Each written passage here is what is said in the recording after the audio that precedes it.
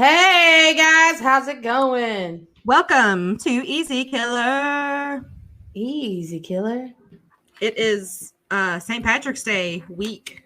Yes, it is, and Randy just reminded me. I had to bring it up because I almost forgot to. I was looking over and I seen some shirts, and I was like, "Huh, it's almost St. Patty's Day." Yeah, I never understood that. What about what? The green beer, does it taste like green beer or No? It's actually just regular beer with green food coloring in it. Oh, well, that's just upsetting. Disappointing. Imagine your poop the next couple days after that. Well, actually, I do know something you can drink that will make your poop green. Grape soda. Yeah, that's the truth. You don't believe me? Google it. Yeah.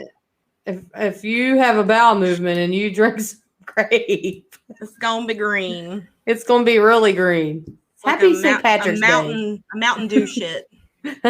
Happy St. Patrick's Day. Yes.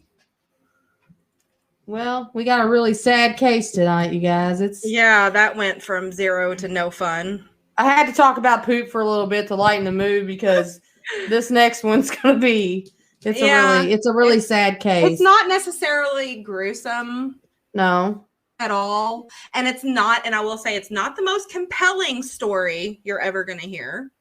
Right. I'm interested, but I think I've been invested. I'm sorry, go ahead. No, you're fine. I said I just think that the reason why I am interested in it because it's like it's a big fear of mine. Yes, it's every parent's worst nightmare, literally. It sure is. And I have been invested in this case, following this case since I was 8 years old. Right. When I saw this on Unsolved Mysteries. Which shout out to Unsolved Mysteries. We will talk about them later. Yeah, because we're kind of upset. But anyways, yeah. So the story that we are going to talk about tonight is the disappearance of Morgan Nick. And this happened in Alma, Arkansas. So a little bit of background about Morgan. She was only 6 years old, so she doesn't really have a whole lot of a background, but she was born on September 12th, 1988 in Ozark, Arkansas. And her parents, John and Colleen Nick, thought that they were having a boy, but at the last minute, and when I say the last minute, literally when they pulled the baby out, they found out she was a girl, which is exactly what happened with me when I was born. My parents thought, oh my God, really? I think that was just like a common thing that happened back in the day. Because, sonograms and stuff weren't. Yeah, you covering up or now showing your thumb. My parents thought that I was a boy, and my name was going to be Andrew Tyler. Oh man, my name was going to be Stevie. Could you imagine? My mom was really into Stevie Nicks, I guess, because my dad was named Steven. My brother's named Steve, or my dad was named Steve. My brother was named Steven. And then they want to name me Stevie. The frick? What? It's kind of cute. It is cute. I wish I would have had it now. It's kind of different. Yeah. No, it's not horrible. So Morgan was not an only child. She had two younger siblings. She had a brother named Logan, who was 3.5, and a little sister named Taryn, who was 22 months old. Mm-hmm. She was described by her family as a vibrant 6-year-old that loved cats. Right. She wanted to be like a doctor and a circus performer too. Yeah. They said. Yep. Doctor and a circus performer, which I think a circus performer is kind of a cool career. Heck yeah. That would be cool. It's kind of a random aspiration to have at 6 years old, but I mean, the little girl had ambition, So. Yeah. She did not like to play outside. She was not an outside type of child, which I can identify with because I wasn't either. She hated the sweat. Oh, God, me too, girl. I'm sweating right now, and I just turned my fan on, and I'm literally I think I might turn it back on because I'm roasted. I feel like sweating's for poor people. It is. I just thought that just sounded a lot funnier than what it is. Sweating's for poor people. She did not like to sweat. The girl was not fond of getting hot and sweaty. So she had joined the track team and which I thought was kind of weird that they had a track team for a 6-year-old, but whatever. Oh, yeah. Right. But she quit that like almost immediately because she sweated when she like, I don't want to run, Mom. No. Yeah. So she joined the Girl Scouts because they offered indoor activities rather than being outdoor in the wilderness all the time. Yeah.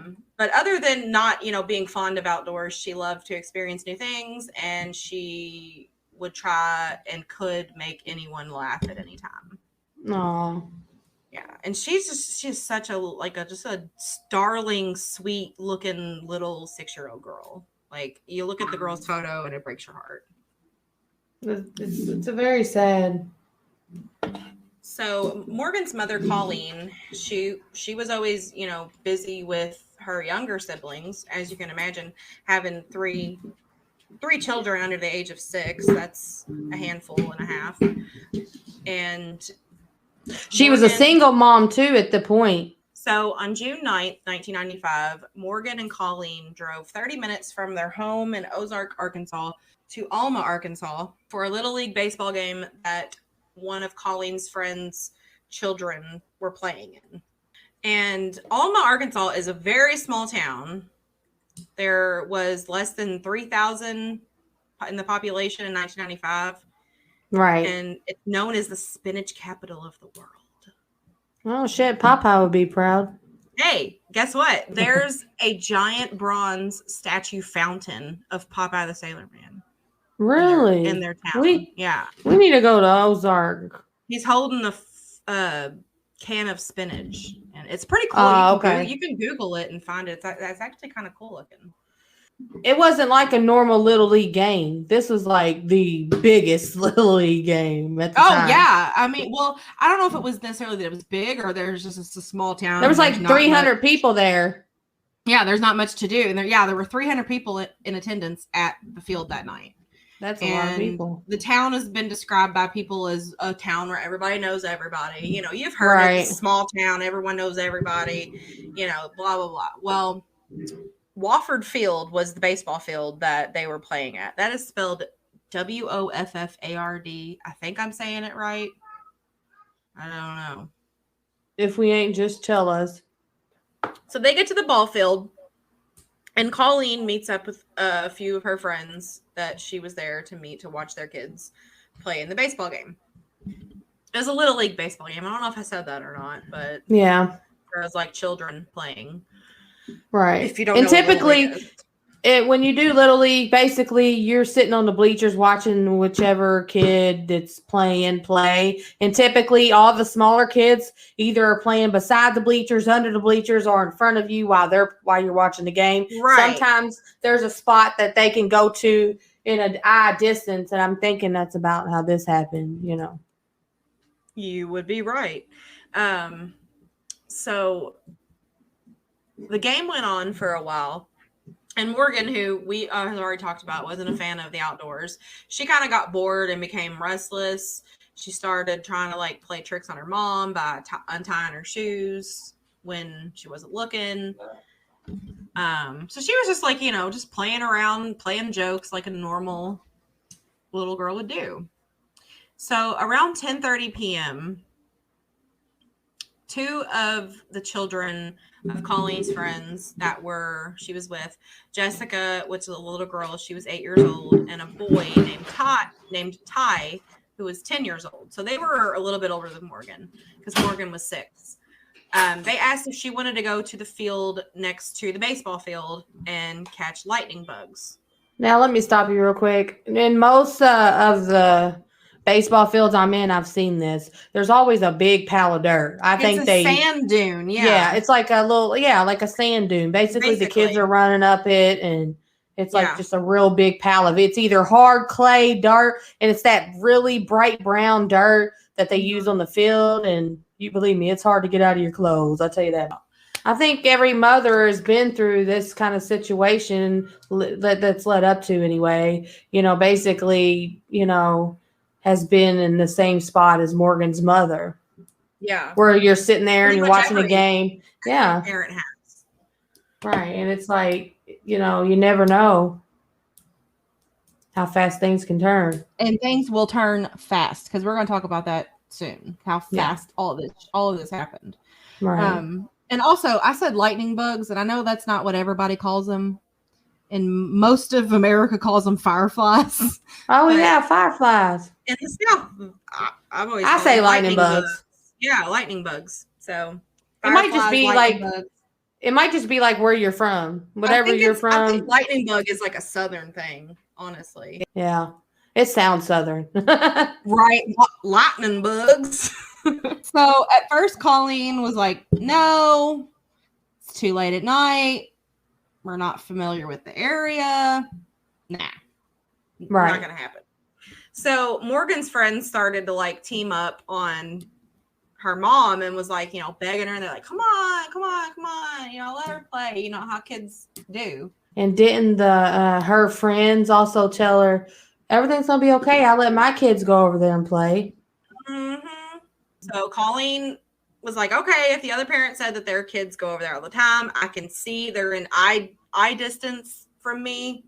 Right. And there was a street light that was illuminating the area. Right. So she can see. Yeah.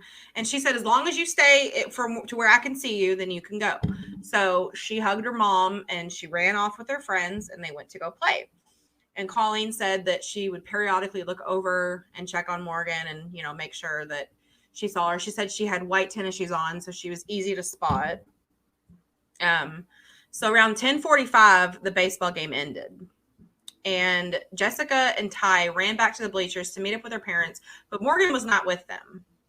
And let me remind you, let's go back in time a little bit. She didn't go to play with these other kids until 10:30 p.m. So between 10:30 p.m. and 10:45 p.m., shit popped off. Right. The game ended in between there. Yeah. Well, the game ended at about 10:45.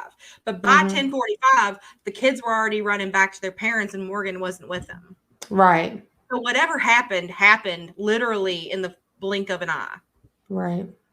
When they came back there were supposed to be 3 of them. Only 2 of them came back. So Colleen was immediately like, where is Morgan? And they said, oh, I think she was over by your car getting sand out of your shoes. And they said that they had all went over there to get sand out of their shoes. Right. And so Colleen ran over to her car. And I also don't even know if I'm saying Colleen the right way because I've heard people say Colleen. Yeah. Colleen ran to her car, but did not see Morgan anywhere in sight. She looked in the car. She looked under the car. Nowhere. Right. Oh my God. That. And we sense just the immediate like realization that your child is missing. Like it's. I think missing cases. I'm big. Missing cases.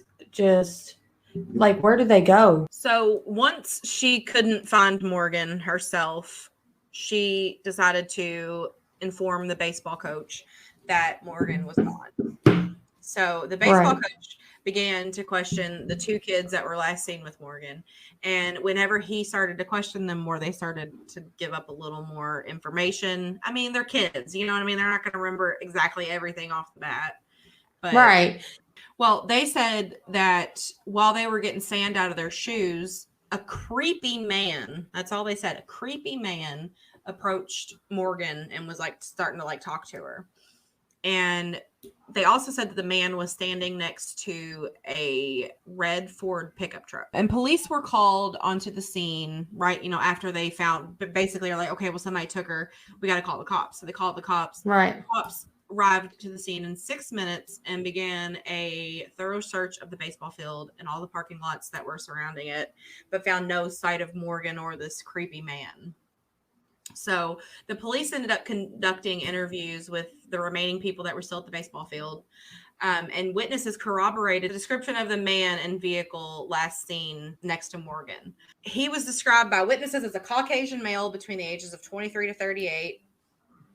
Spoke with a hillbilly accent. I say that in quotes because that was literally a quote. He had a medium build at approximately 180 pounds, 6 feet tall. He had salt and pepper colored hair that was slicked back with a mustache and a 1-inch thick beard.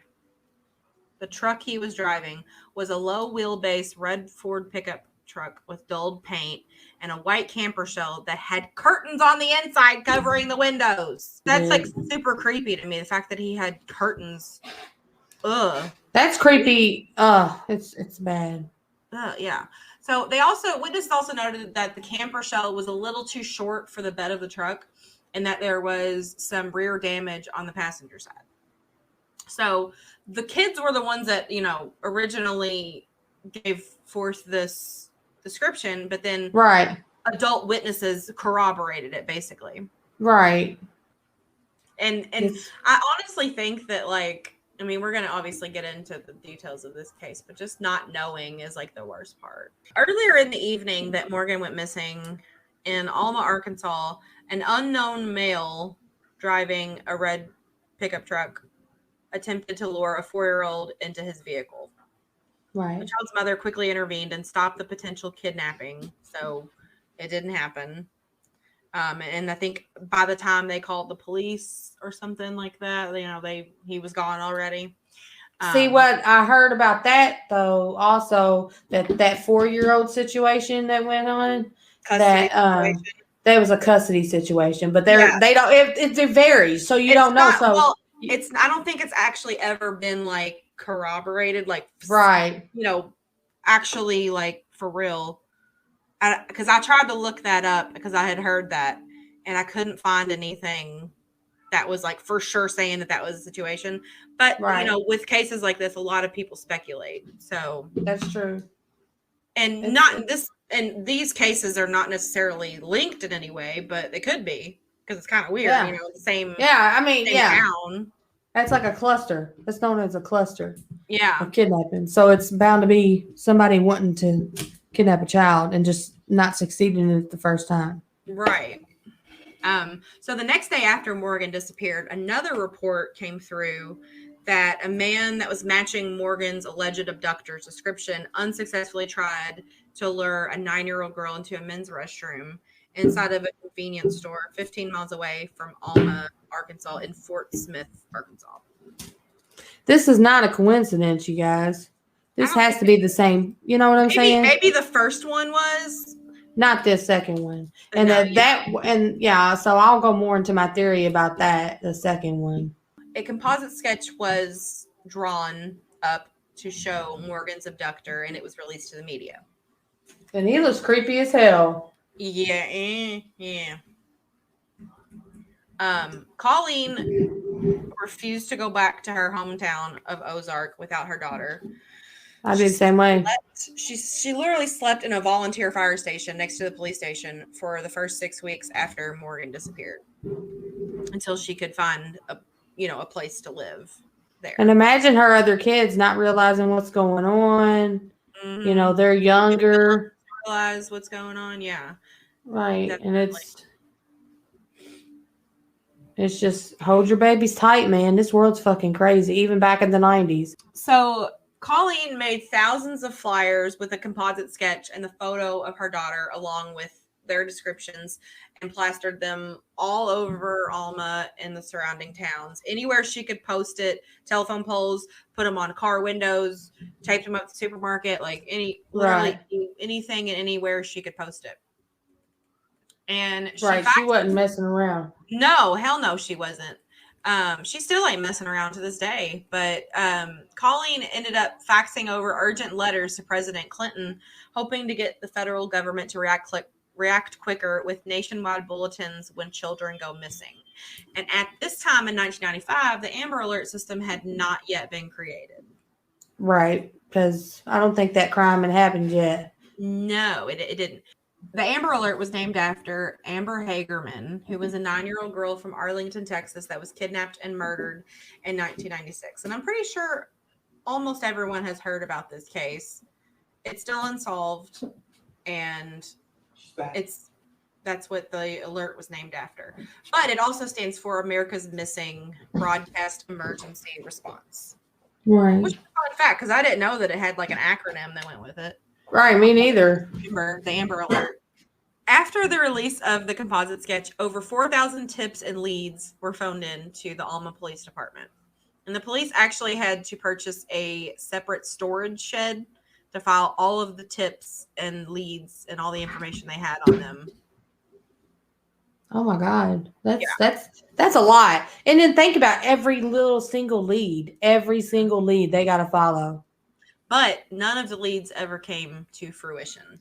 I always wonder how they get through all those like that, though. How do they go search? How do they know? I think they have to rule like once they get it, they have to rule out whether or not it's like specific enough.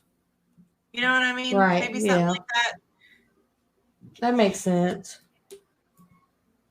So Colleen eventually returned to Ozark to collect her remaining children and move them to Alma with her. Right. Because, like you said, she was a single mom at the time. Yeah. So her siblings, which were 3.5 and 22 months old, they were too young to comprehend what had happened, obviously. Right. And Morgan's 3.5-year-old brother Logan often asked his mom, "Why did you lose my sister?" Oh my God. Right. And then he would say, so go back and get her. And which understandably broke her heart even more. Right. She's been through so much. Right. Because it's one thing, like, you're missing your child, and then you have your other children who, have created a bond with her. Right. And they're not old enough to understand. So they're like, "Why did you lose my sister?" Basically. Right. Like what's going on, Mom? Yeah.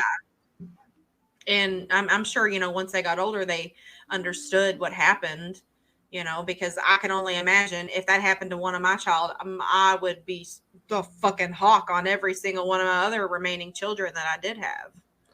Yeah, me too. I would like to hear a perspective from the kids now. Right. How it was like growing up after the fact. Yeah. Yeah. That'd be a good documentary.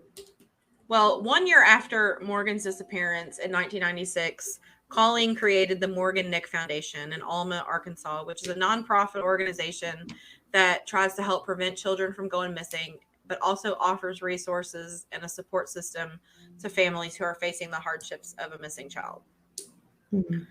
And following the creation of the Amber Alert in 1996, the state of Arkansas honored Morgan by renaming their Amber Alert system after her. So in Arkansas, it's known as the Morgan Nick Amber Alert. The Morgan Alert? The Morgan Nick Amber Alert. So it's not just like the Morgan Alert, it's the Morgan Nick Amber Alert, I think. I know, but if I lived in Arkansas, I'd be like, there's that damn Morgan Alert going off again. Right. You know how and then there's always that when I'm always the one at the party somewhere. You know how that happened, right? And I go into a long story awkwardly about what happened to Amber and right. So in 2001, Unsolved Mysteries covered the case, and they released a new composite sketch of Morgan's abductor, as well as an age progression photo. I say photo / sketch because it's not really a photo of what Morgan may look like at 12 years old. And this is where we're going to get into Unsolved Mysteries because I have several. I'll say several. She's got some beef with you, Unsolved. Which I hate because I fucking love Unsolved Mysteries, but they fucked this case up in more ways than one. And the reason why I say they fucked it up is because, okay, maybe they didn't fuck it up, but they gave forth a lot of information that was not true. Right. And we're going to start with the date that Morgan went missing. She went missing on June 9th, 1995. Now, Unsolved Mysteries, Robert Stack, rest in peace. Love you, Robert Stack, but you got the date wrong. They said July 9th. Yeah, Robert. Yeah. What do you guys say for yourself now, Robert? So they got that wrong. Then they also got, which I don't know like how they usually do the reenactments, but I feel like for a missing child or like a missing persons case, it needs to be pretty like by the book what actually happened. But for one, the little girl that played Morgan in the reenactment was not wearing the same clothes that Morgan Nick was last seen in. Is that how they normally do it, though? Do they put them in the same outfit? I don't know, but I feel like with a missing person, it should be like, you know what I mean? Like, because that's what she was last seen wearing this with this person. You know what I mean? Right, like, it's yeah. just like misinformation. So they had her wearing an orange top and white shorts. And she's actually wearing a green Girl Scouts t-shirt with blue jean shorts and white tennis shoes. So that's number 2. Number 3 is they changed the last 2 kids that were seen with Morgan. They changed it up because it was a boy and it was a girl. In the reenactment on Unsolved Mysteries, it was 2 little girls. Right. So they got that wrong. Yeah. And I'm like, it's just literally like stupid small stuff. Details that matters. It matters. The smallest detail matters. The coverage on Unsolved Mysteries garnered a new interest in the case, and they received more thousands of cold leads due to the Unsolved Mysteries episode. But one tip that came in suggested that Morgan's body may possibly be located on a private property in Boonville, Arkansas. And the information was so specific that the police deemed it a credible source and initiated an immediate examination of the property on January 15th, 2002. After a full day of digging, nothing was recovered, and the investigation concluded at 9:30 p.m. that night. So nothing ever came of that. That's wild. So in 2005, Colleen and her children were the recipients of an extreme home makeover. Oh, I remember hearing about that. After their home was destroyed by a water heater explosion. I watched that episode a long time ago. That's dangerous. Tony Hawk was in it. Oh, yeah. Yeah. How 2005 of him. But so they received a new home, and they had, they made a room for Morgan, and it was, sad, and everybody cried, and all that good stuff. So that is crazy. Yeah. Fast forward to November 16th, 2010. A narcotics officer in Spiro, Oklahoma, which is 35 miles away from Alma, because Alma kind of borders the Arkansas and Oklahoma state line. Right. So it's like it's kind of like how it is with Indiana. Yeah. Exactly. Yeah. They alerted investigators to an abandoned trailer home belonging to a convicted child molester, an unnamed convicted child molester. This person's name has never actually been released to the public. That's stupid to me. Who it was. Exactly. I know. I think it is. But I have my theories on who I think it is. Right. So he was serving time in prison when this happened. So the information that was supplied was not directly focused on Morgan's case, but the individual that lived in this trailer had been considered a viable person of interest since the very beginning of Morgan's case, and he had not yet been ruled out. So they had persons of interest. I wish they just never really released who they were. I wish they say who it was. Right. They had hoped to locate any sort of DNA evidence pertaining to Morgan in the home, but again, none was recovered. So this is another empty lead, basically. In June of 2012, an alert that someone had purchased Morgan Nick's birth certificate online gave false hope to Morgan's family. Oh, my God. So they found out that it wasn't actually, because they thought maybe it was Morgan herself. Right. Yeah, because that's what I would think. Right. Yeah. So they found out, they tracked it. They found out that it was a 24-year-old woman named Tanya Renee Smith. What is it about people named Tanya? I don't know. They suck. Tanya. Don't come after us. Around. Sorry if her name's Tanya, but I'm sorry, Tanya. I'm sorry, Tanya. I never meant to hurt you. So Tanya Renee Smith, 24-year-old woman, tried to assume Morgan Nick's identity by purchasing her birth certificate and other vital documents on a website called Vital Check. She had once served time in a Louisiana state prison. And on August 2nd, 2012, Tanya was arrested in Branson, Missouri, and she was extradited to Arkansas, spent 120 days in the Pulaski County Jail. And then how they know that wasn't her? Did they DNA her? Girl, you'll know if you see a photo of this girl. You'll know it's not her. Oh, okay. She looks like this. Oh my like she's God. all like fat and ugly. I don't know. Oh shit. I shouldn't say that, but that's why we got to edit. well, I shouldn't say that, but she also shouldn't have tried to fucking steal Morgan Nick's identity. So statement stands. And I'm fat, so I'm allowed to call other people fat if I want to. So in 2015, she was charged with computer fraud and sentenced to 6 years of probation and ordered to pay a $2,500 fine. So that's the end of Tanya. And then in December of 2017, another seemingly crucial tip led investigators back to the abandoned trailer home in Spiro, Oklahoma that they had searched 7 years prior. The FBI was also involved in this search, as well as numerous cadaver dogs. They spent the entire afternoon looking for evidence. You guessed it. They didn't find shit. That's sad. I know, like just the ups like and where downs. is she?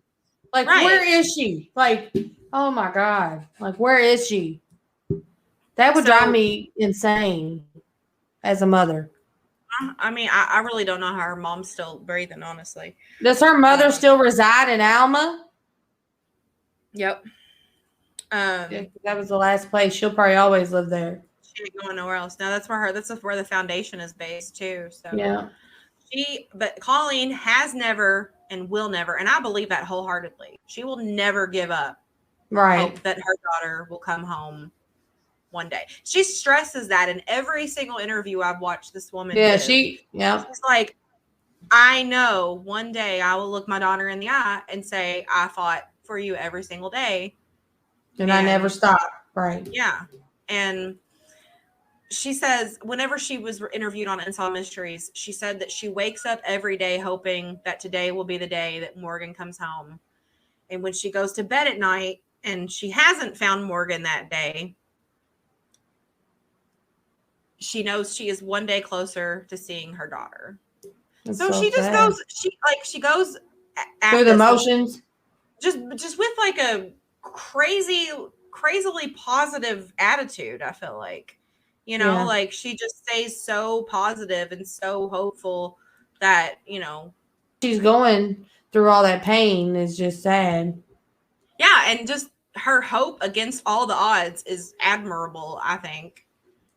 Not a lot of people could handle that. And so she says, this is a quote from her. She said, no one else has to believe it because I believe it enough for everyone. I think that there will be people who will be amazed when Morgan comes home. And I'm going to go back to her father for a second because I could not find much on her father at all. Right. That's what I was wondering. And so I was like, well, I guess maybe he just isn't in the public eye as much as Colleen is.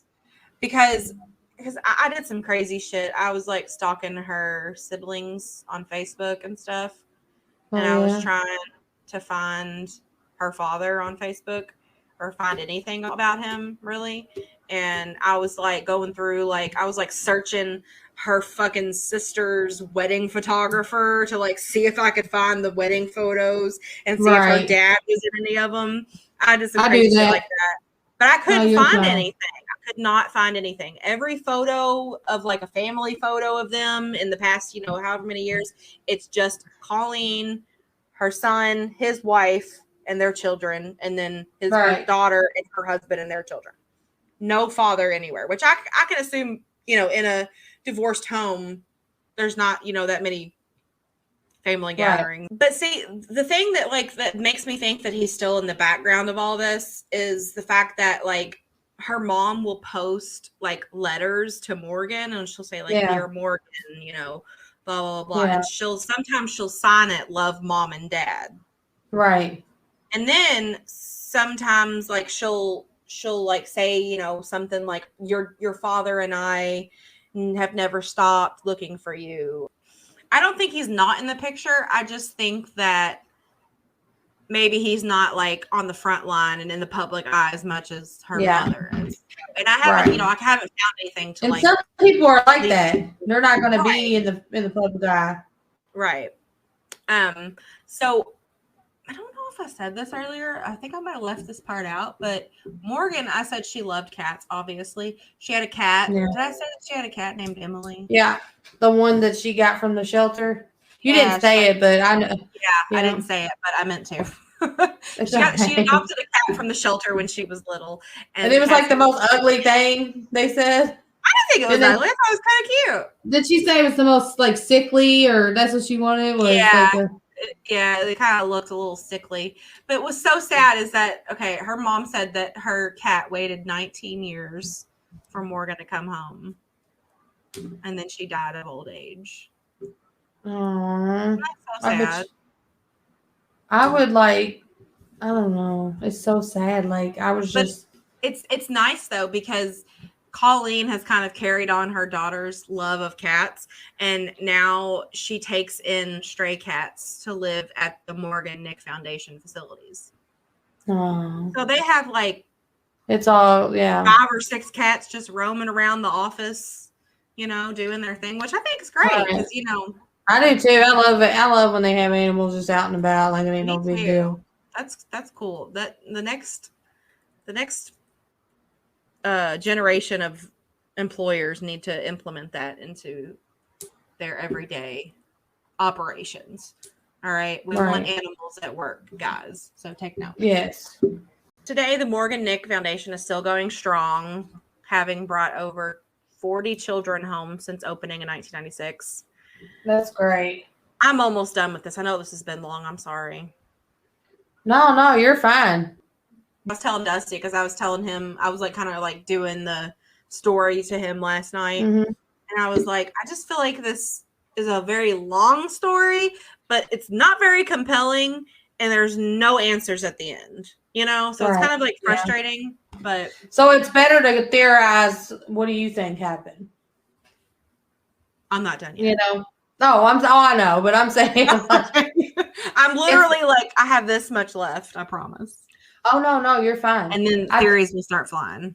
I think that's what makes the episode great, is at the end we'll be able to decide what makes our mind, be the way it is. Because we have to find a solution to something, or we think about it, obsess about it. So I think that. I've been obsessing about this shit for damn near 20 years, Brandy. Yeah. I don't think it's ever going to end. I'm 28. I was 8 when I found out about this crime. So. God, I feel sorry for myself having followed it so long with no answers. It's crazy. It is. So the Morgan Nick Foundation works directly with law enforcement as a liaison between law enforcement and the victims' families, which provides law enforcement with more time and resources to focus on finding the missing person. So they don't have to necessarily worry about consulting the family and being support system for them. That's what the Morgan Nick Foundation does. So it actually is helping law enforcement by giving them more time and resources to spend on actually finding out what happened. You know what I mean? Right. Yeah, I know what you mean.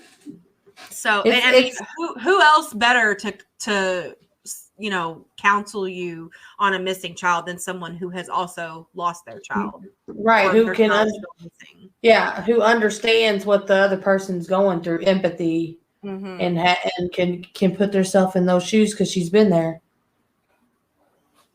She's been there and she's still there.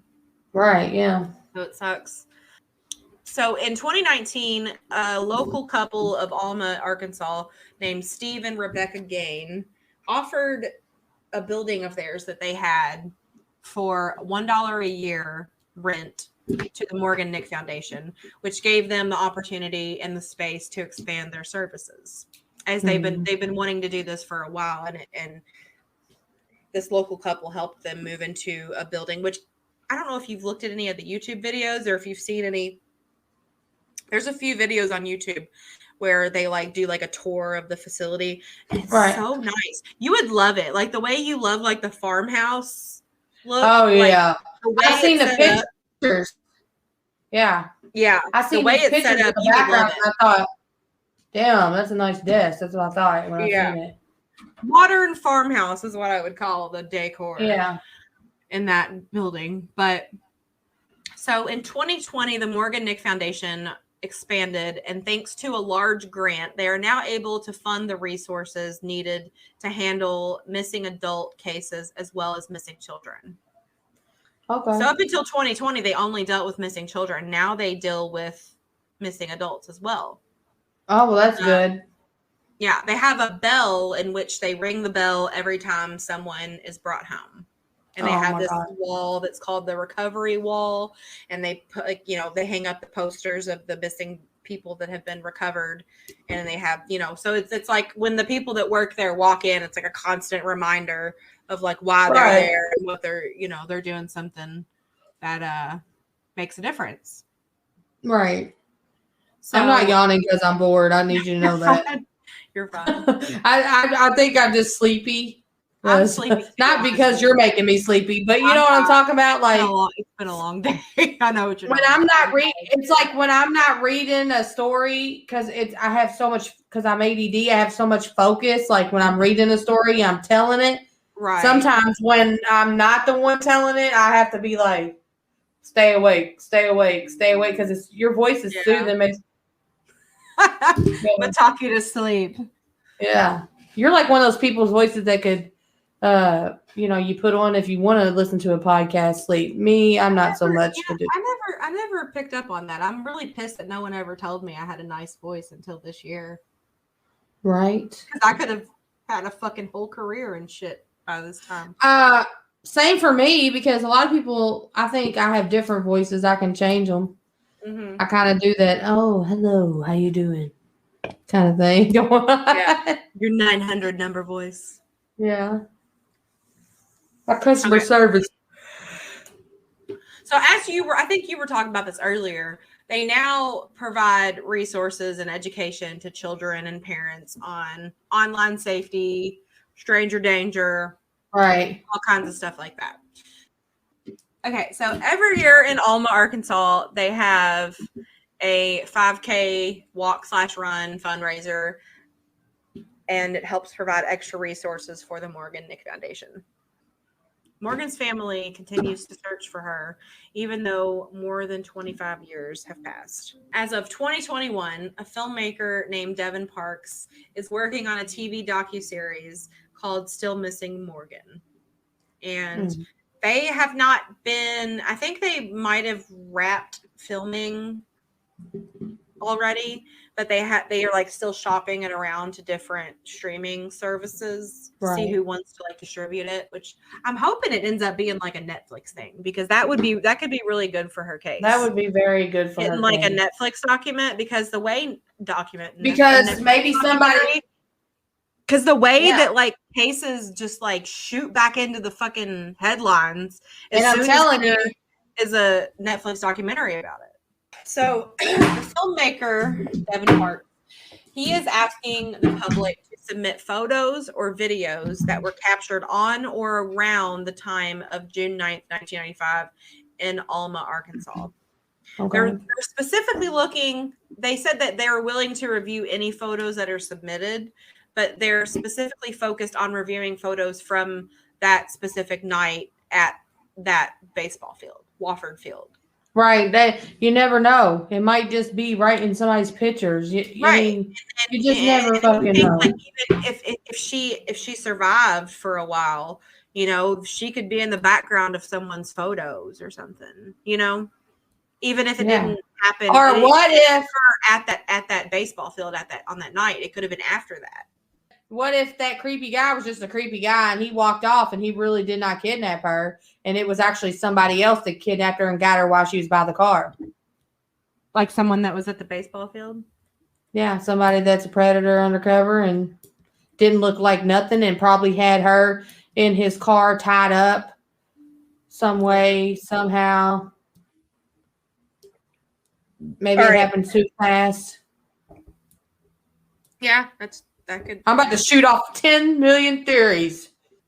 They think that photos that were captured that night could help investigators piece together what happened to Morgan. And it's possible that Morgan and or her abductor were captured on film that night, and this could hold the missing piece to the puzzle. We need to look into that because I feel like I wonder if there's like a way to see anybody that had those pictures. You would think, as big as this case is. I'm thinking once the documentary is released, they might release the photos to the public. Maybe I don't know how many submissions they have gotten though, so that it also depends on how many they got. Yeah. The baseball field, Wofford Field, that she was abducted from has since been converted to a parking lot for a sports complex that is right around that area. Today, Morgan would be 32 years old. And the chief of police in Alma, Russell White, says that Morgan Nick's case, still to this day, is one of his most active cases. There are 2 people that are assigned to Morgan's case, and that is their only case that they are assigned to. I could see that. It's just so weird that this long after this has happened, they're still getting that many. Like they said, they're getting leads every single week almost. Damn. Because every time as a new person could have been there. You never know. You could have been at that ballpark and left and didn't turn on the news for a while. And right. And then 20 years later, be like, oh, shit, I was at that fucking ball game. Right. Anybody. A homeless person could have been walking around, didn't know much about the TV. Right. I just wanted to note before we go into our theories, Morgan has 5 visible molar caps on her teeth, and she was last seen wearing a green Girl Scout shirt, blue jean shorts, and white tennis shoes. Okay, are you ready to talk theories? Yeah, let's do it. You want to go first? So, yeah, I think that she was dead that night. I think that when she was kidnapped, that she was probably hid so she wouldn't be found. And I think she succumbed to her injuries while being hid, maybe suffocated, something, or maybe he went back and raped her and then killed her. But think that she was actually murdered by the person that killed her, or the person that abducted her. I think if she did die, then yeah. I don't know. I felt like she, like, maybe that night she was gone. I just have that feeling. I don't feel like she's still with us. You have that feeling because that's usually what like the statistics say about like a missing person. Normally in cases like this, when I go through it, I listen, I have an emotional connection to, I can feel, I don't know, maybe I'm probably wrong, but I just feel like a strong sense if they're alive or if they're not. And this one she's already past her age. And I know case that JC Dugard, I understand the Cleveland kidnappings, I get that.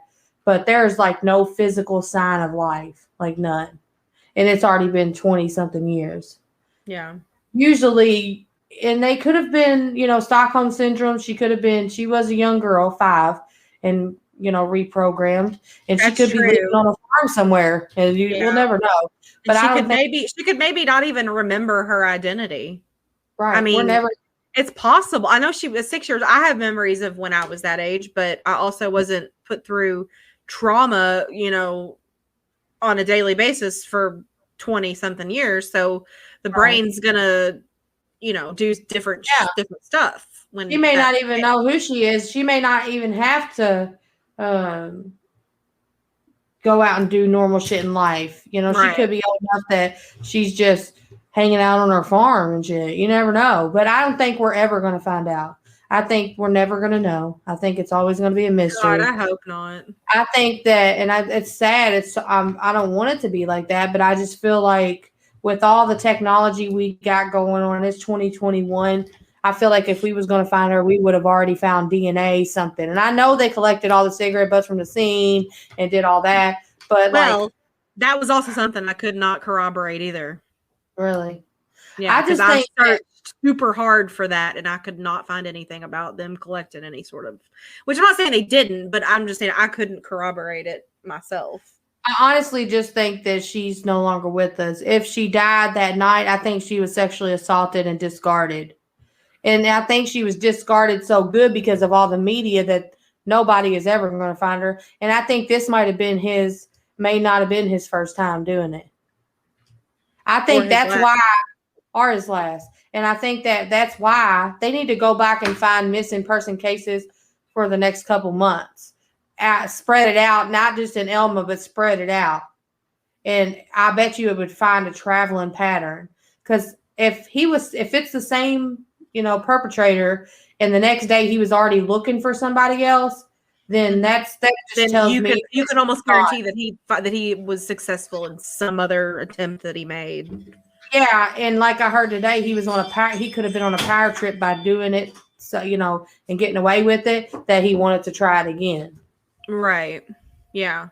So it makes sense. Like, it's sad. I wish it was different. I wish they'd find out. But see, in these cases, you want her to be alive, but then you really kind of wish she wasn't, because of all the fucking trauma she probably had to go through. I'm pretty sure her mom wouldn't care. But think about. You think for her family's sake that you would want them to have.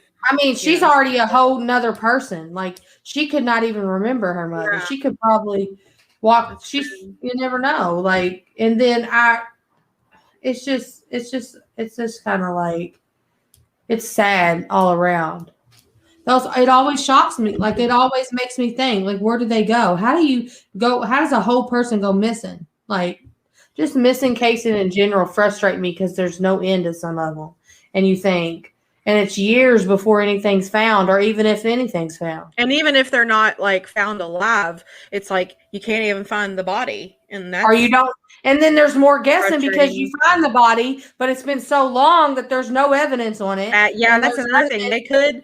They could find her remains, and they could obviously, if she was killed shortly after she was abducted, it would be nothing but bones at this point. And they're not going to know how. You're not going to be able to find the cause of death for that usually.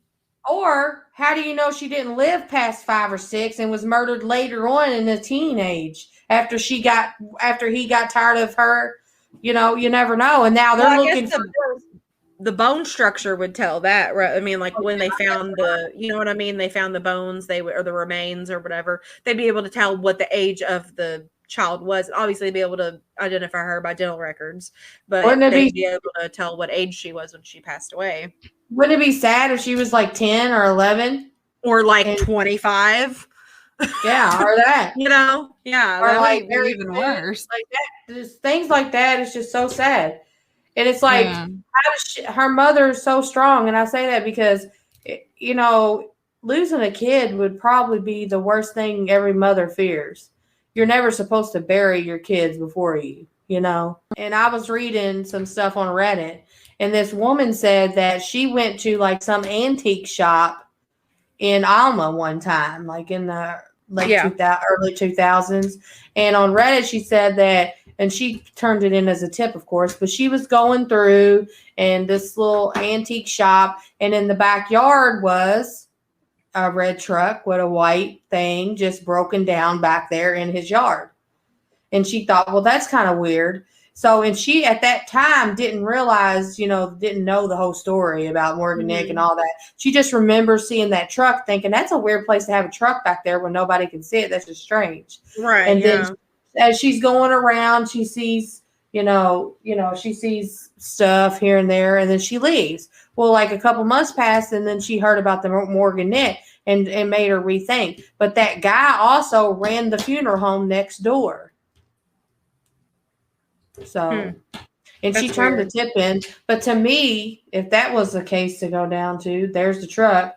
He could have easily cremated her, or if it was somebody funeral home, yeah. So maybe that's why we've never found her body. But I'm pretty sure they looked in everybody. Horrible. That'd be really horrible. Yeah. Well, this isn't necessarily a theory of mine, but there's some notable similarities in a few other cases. There was a person whose name is Dennis Earl Bradford, and he was a child molester, child assaulter. I don't know what you want to call him. And he bared a striking resemblance to the composite sketch. And I don't know if you've heard of this case, Jennifer Schuett. That does sound familiar. You'll probably know what I'm talking about once I tell you about what happened. I'm not going to go too deep into it. I'm just going to give you the, basic detail of what happened. Right. August 10th, 1990, she was kidnapped from her bedroom window Oh. in Dickinson, Texas. She had gone to sleep in her mom's bed, and then her mom woke up. Moved her to her room, right? Yes, moved her to her room because she had work in the morning and she, needed to get some sleep or whatever. So she went in there and she started reading. She had a light turned on next to her bed, and she was reading a book until she fell asleep.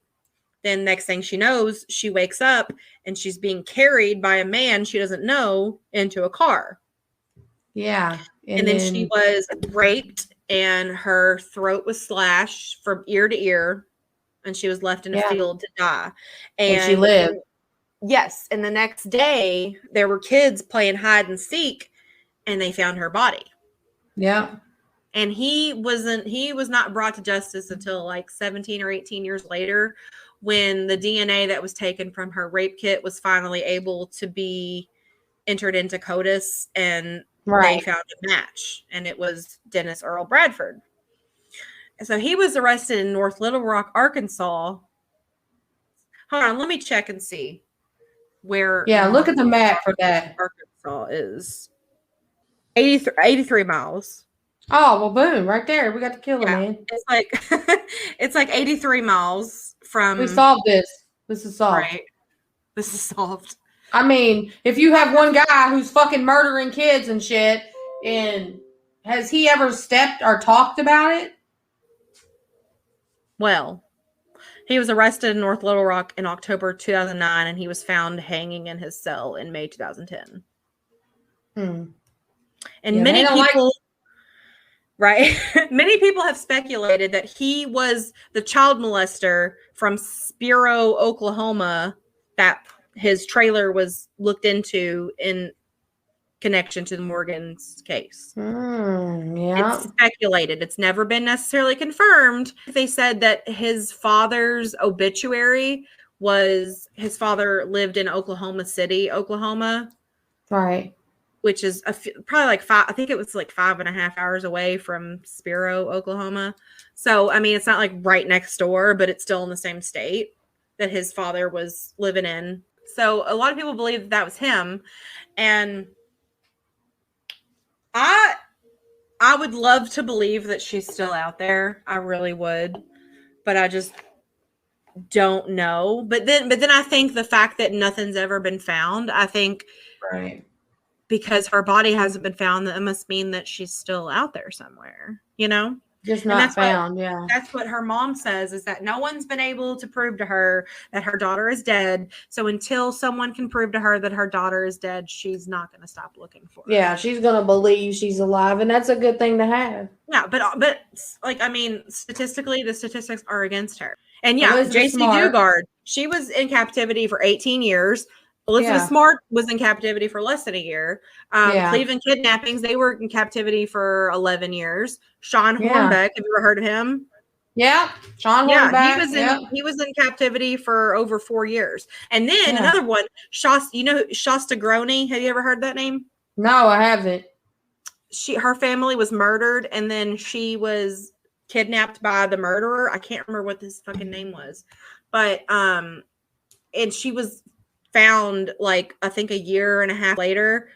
Is she an indigenous woman? In a Denny's restaurant. Is she an indigenous woman? No. No. She actually looks a lot like Morgan Nick. She's like a blonde-haired, blue-eyed little girl. She survived. Yeah, because she told the waiter that her name. Yeah. And then the waiter went and called the cops, and she was found. And that story kind of had a sad ending to it, because she kind of turned out really bad. I think she's really bad off drugs, and she had some child neglect charges that came about later. I mean, look what happened to her. Shit. Right. I mean, yeah. But and then another person I want to talk about for a second is fucking Sylvia Brown. Do you know who that is? Oh God, I hate her. I hated her when she was alive. Thank you. She's horrible. She was a horrible medium, for one. Yeah. If you don't know, she was a psychic / medium, whatever the fuck you want to call her, and she was on the. She just read people's fucking body language. That's all she did. She was on the Montel Williams show. Yeah, obviously she wasn't a psychic. I don't really believe in psychics. Who'd she tell they were dead? Oh, one of the Cleveland killing. Amanda Berry's mother. She predicted that Amanda Berry was dead. And then that basically led her mother to give up and die, basically. Yeah, she died 2 years after Sylvia Brown predicted that Amanda Berry was dead. But guess what? Right. Amanda Berry wasn't fucking dead. Right. Amanda Berry was alive. She also predicted and told Sean Hornbeck's parents that he was dead. I hope she died a horrible death too. Yeah, she was real off. I didn't. That bitch pissed me off, and I really hope she pissed me off too. I really hope that that's not like a thing that like talk shows are still doing these days. Yeah, because we're not. I know that's fucking with the person's like, and most people think, they don't believe in psychics, but some people do. And some people are really going to take what they say and think that it's true, which is what happened in Amanda Berry's case.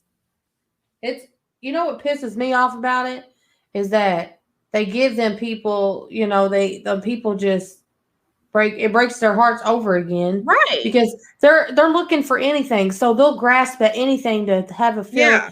To have somebody believe them that their daughter's still alive. Super fucked up. Montel Williams, if you're listening to this, you're super fucked up for paying Sylvia Brown however much fucking money you paid her to come on your talk show and tell these fucking abducted children's parents that they were fucking dead. Right. Fuck you. Who the fuck does that? And fuck you, Sylvia Brown. So there you go. Yeah, that's my fucking TED Talk. That is my TED Talk for the day. Fuck you, Montel Williams. Hey, we did really good on the cussing. Fake ass. I'm sorry. Fuck you and your fake ass fucking psychics. Okay. Yeah, Sylvia. They've ruined more lives than they have saved. I got beef with you, bitch. Okay. So if you don't have any other theories, we can wrap this up. Yeah, well, I really hope that one day we find the answers. So it's just not a mystery and that Colleen can get some closure. Right. That's my hope for this case. Yeah. And I hope they come out with the documentary because I think that would be great too. I know. I can't wait to see that. I really hope it comes out soon. But I have a little call to action before we sign off here. If you have any information on the disappearance of Morgan Nick, please call the Alma Police Department at 479-783-5195. And you can also submit photos or videos taken in Alma, Arkansas on or around June 9th, 1995 by visiting www.stillmissingmorgan.com. Yes, and if you want to get a hold of the website, it's the morgannickfoundation.com, and their address is P.O. Box 1033, Alma, Arkansas 72921. Yes, and you can also donate by visiting the morgannickfoundation.com /how to help. Exactly. And I would very, very much recommend if anybody is looking for a foundation to donate any money to donate to the Morgan Nick Foundation, because the work that they're doing over there is selfless and it is very super important in saving lives of our children and of ourselves, basically. So I can't say enough good things about the Morgan Nick Foundation. Yeah, I think everything they're doing is correct for the day and time now that is helping people find their loved ones. Even if they don't, at least they have a support system that's lined up that can help them. And you have Colleen, who physically went through it and is still going through it, who can relate, who can relate to the people and what they need.